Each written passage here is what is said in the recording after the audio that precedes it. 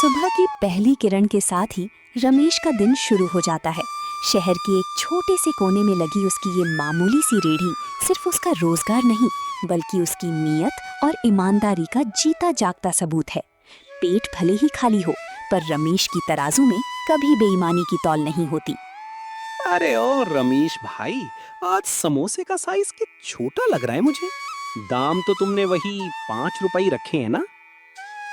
अरे नहीं गुप्ता जी, साइज छोटा नहीं है। आज आलू का मसाला थोड़ा ज्यादा भरा है ताकि पेट आसानी से भर जाए। और रही बात पैसों की, तो अगर आपके पास आज खुले पैसे नहीं हैं, तो कल दे दीजिएगा। ईमानदारी का पेट कभी पैसों से नहीं, दुआओं से भरता है। तू भी ना रमेश, कभी सुधरेगा नहीं। इस जमाने में कोई किसी को एक ढेला उधार नहीं देता, और तू रोज खाते में लिख लेता है। ले, ये 10 रुपए रख और 2 समोसे दे दे। लीजिए गुप्ता जी, गर्मा गर्म चटनी के साथ। ध्यान से खाइएगा, हाथ न जल जाए। और हाँ, ये आपके 2 रुपए वापस। ईमानदारी के काम में एक पैसे का भी हेर फेर मुझे रात को सोने नहीं देता। तेरी यही सच्चाई एक दिन तुझे बहुत आगे ले जाएगी भाई। दोपहर ढलते ढलते सूरज की तपन बढ़ने लगी थी। रमेश के माथे से पसीने की बूंदें टपक रही थीं, लेकिन उसकी मुस्कान वैसी ही बनी हुई थी। तभी सड़क पर एक चमकदार काली लग्जरी गाड़ी आकर रुकी। कार से एक महंगे सूट में सजा व्यापारी बाहर निकलता है, सेठ धनपत।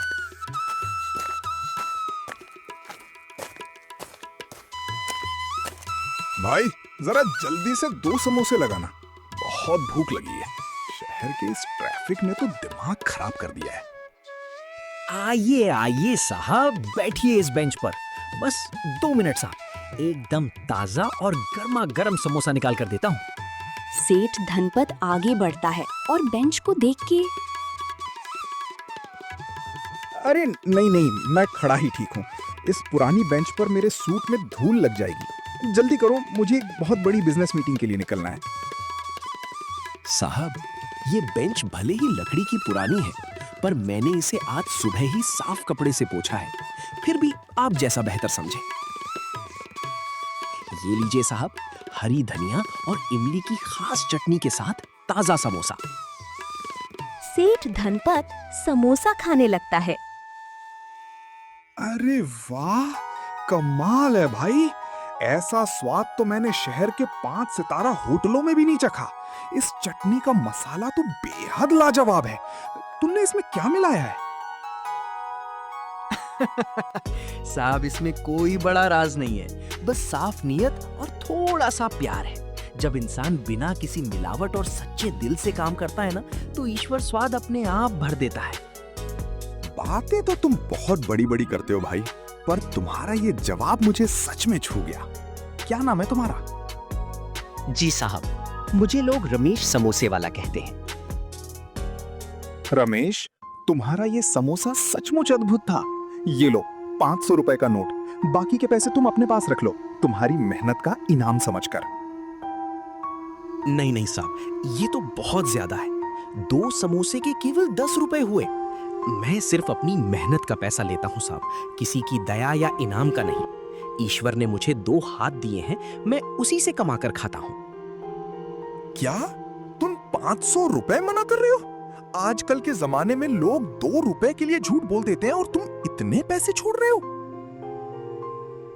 साहब, जो पैसा मेरी मेहनत का नहीं, वो मेरे लिए मिट्टी के समान है। अगर मैं आपकी मजबूरी या अमीरियत का फायदा उठाकर ज्यादा पैसे ले लूंगा, तो मेरी अंतरात्मा मुझे कभी माफ नहीं करेगी। तभी सेठ धनपत का फोन बजता है। हाँ, क्या कहा? डील कैंसिल हो रही है? अरे रुकिए, मैं 5 मिनट में पहुंच रहा हूं। कोई भी गलत फैसला मत लीजिए। सेठ धनपत रमेश को 10 रुपए देके चले जाता है। अरे साहब, आराम से जाइए।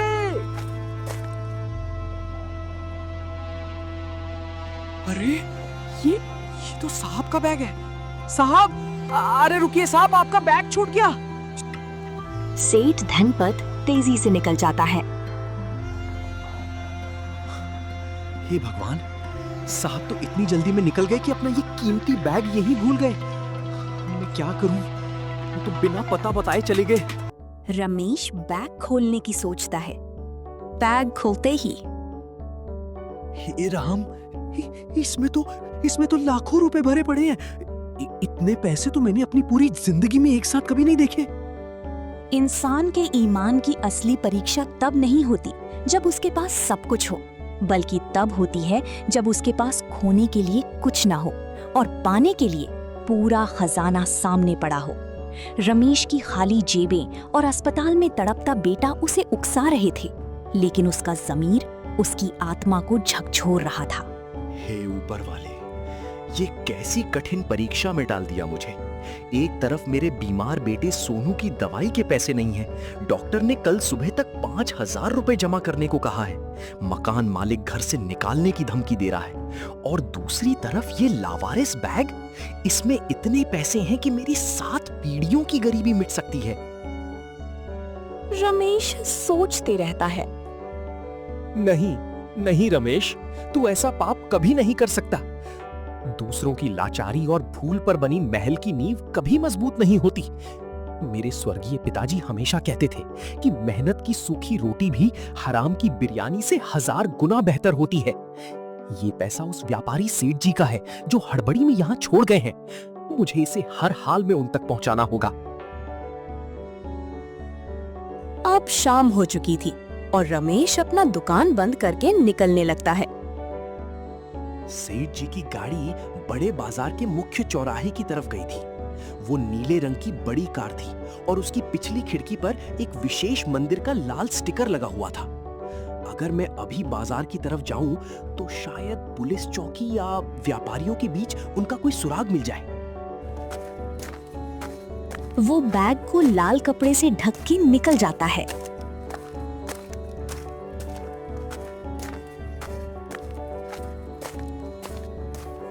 हुए बड़े बाजार की ओर कदम बढ़ा दिए, लेकिन रात के इस पहर में शहर की सड़कें केवल सन्नाटे से नहीं बल्कि लालची निगाहों से भी भरी थीं। रास्ते में 2 नामी बदमाश जग्गू और शंभू मिल जाते हैं। दोनों चालाक और लालची किस्म के थे। अरे ओए रमेशवा, ठहर जा। आज इतनी रात को ठेला बंद करके कहाँ भागा जा रहा है? और ये अपने सीने से क्या चिपका रखा है बे? इस फटे गमछे के अंदर क्या छुपा कर ले जा रहा है? कुछ नहीं जग्गू भाई, बस अपने घर की तरफ जा रहा हूँ। आज मेरी तबीयत थोड़ी ठीक नहीं लग रही है, इसलिए जल्दी निकल गया। हमसे झूठ बोलता है रे समोसे वाले।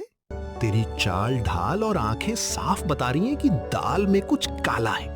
चेहरा पसीने से नहाया हुआ है और तेरे हाथ कांप रहे हैं। गमछे के नीचे कोई भारी चीज छुपी है। जरा दिखा तो सही, क्या माल मार कर लाया है? शंभू भाई, इसमें मेरी अपनी निजी चीजें हैं। तुम दोनों मेरा रास्ता छोड़ दो। मुझे बहुत जरूरी काम से जाना है। मुझे देर हो रही है, जाने दो। निजी चीजें? अरे रमेश, हम तुझे पिछले 10 बरसों से जानते हैं। तेरी निजी चीजों में तो सिर्फ खाली फटे डिब्बे और बासी समोसे होते हैं। आज ये कौन सा खजाना सीने से लगाए फिर रहा है? ला जरा हमें भी तो दिखा कि इस गरीब के पास क्या आ गया।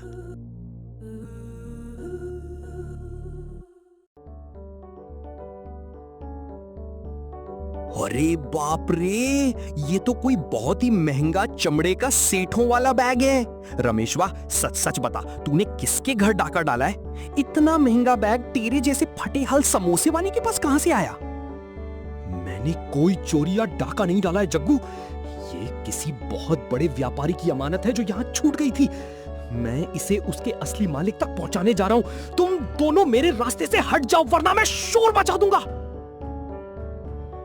अरे वाह, बड़ा आया अमानत का रखवाला बनने वाला। तू जानता भी है कि इस इलाके में पुलिस और गुंडे सब हमारे इशारे पे चलते हैं। चुपचाप ये बैग हमारे हवाले कर दे और आधा हिस्सा लेके पतली गली से निकल ले, नहीं तो ऐसा गायब करेंगे कि तेरा ठेला भी नीलाम हो जाएगा और तेरा बीमार बेटा भी तेरी राह देखता रह जाएगा। तुम मेरे टुकड़े टुकड़े कर दो, लेकिन मैं ये पाप का काम नहीं होने दूंगा। ये पैसा किसी की ईमानदारी और खून पसीने की कमाई है। मैं एक गरीब और लाचार समोसे वाला जरूर हूं, लेकिन ईमान बेचने वाला चोर नहीं हूं। रमेश जग्गू को धक्का देता है और गली की तरफ सरपट दौड़ लगा देता है। पकड़ो रे, पकड़ो इस समोसे वाले को, भागने मत देना शंभू, उस बैग में जरूर लाखों करोड़ों का माल छिपा है। हाँ, जिस रमेशवा को जिंदा नहीं छोड़ना है। हे भगवान, मेरी रक्षा कर। अगर ये बैग इन बेरहम बदमाशों के हाथ लग गया तो उस मासूम सेठ जी का सब कुछ बर्बाद हो जाएगा। मुझे किसी भी तरह इस अंधेरी गली से निकलकर बड़े बाजार के पुलिस थाने तक पहुंचना होगा। बस थोड़ी सी हिम्मत दे दे प्रभु। कहां तक भागेगा चूहे की तरह? हमें छकाना इतना आसान नहीं है समोसे, तेरा खेल यहीं खत्म होता है। तभी पुलिस की गाड़ी का सायरन की आवाज आने लगी।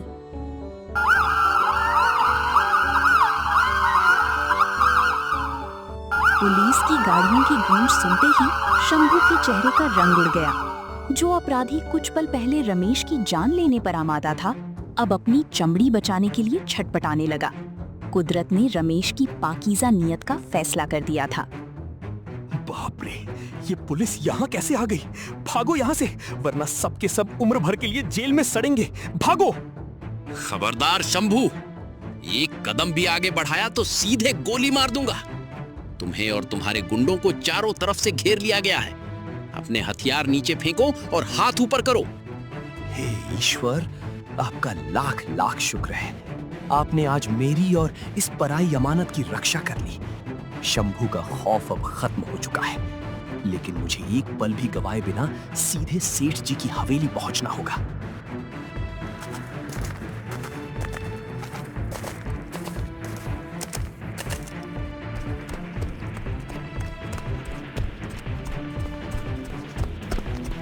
रमेश हाँपता हुआ विशाल हवेली के दीवान खाने में पहुंचा। वहां सेठ सूर्यकांत अपने सिर पर हाथ रखे बेहद मायूसी में बैठे थे। उनके चेहरे पर अपनी जिंदगी भर की कमाई खो देने का भयानक गम साफ झलक रहा था। सेठ जी, सेठ सूर्यकांत जी, रुकिए। अपनी उम्मीद मत खोइए। मैं आपका खोया हुआ बैग बिल्कुल सुरक्षित वापस ले आया हूं।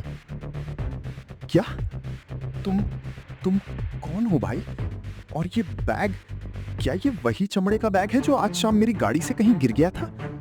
क्या तुम सच कह रहे हो? सेठ जी, मैं सड़क किनारे समोसे बेचने वाला गरीब रमेश हूँ। शाम को जब आप मेरी दुकान के पास रुके थे, तब आपका ये बैग गाड़ी का दरवाजा खोलते वक्त वहीं छूट गया था। इसमें आपके बहुत से जरूरी दस्तावेज और पैसे हैं। मुझे तो अपनी आंखों पर यकीन ही नहीं हो रहा है। इस बैग में पूरे 50 लाख रुपए नकद और मेरी कंपनी के सबसे अहम कागजात थे। अगर ये बैग मुझे नहीं मिलता तो मैं सड़क पर आ जाता, पूरी तरह बर्बाद हो जाता।